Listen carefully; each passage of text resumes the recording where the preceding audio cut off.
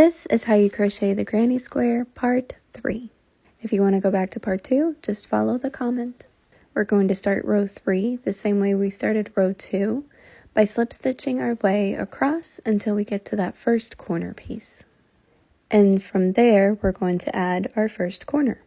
So we're going to chain 3 for the first double crochet, then add 2 more double crochet, chain 2, and then 3 more double crochet. All the corners from this point on are going to be worked that exact same way.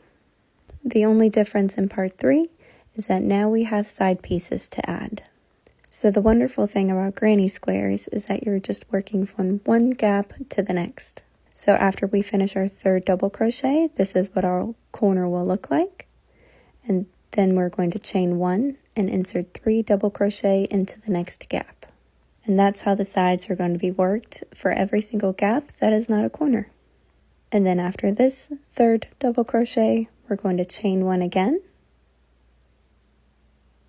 and add another corner piece for our second corner. If you like these kind of close-up stitch tutorials, be sure to like and follow. I post them every single day on my page. And if you have any questions about this stitch or another stitch, you can leave a comment on any one of my videos, and if I can't answer it in words, I'll make a video response to it. In the next part, we're going to go over color changes. So the stitches are going to be worked the exact same for the rest of the granny square with your corner and your side pieces, but if you want to start changing colors, the next video is going to show you my favorite way to changing colors in a granny square that makes it look almost seamless. And that video is going to be linked in the comments.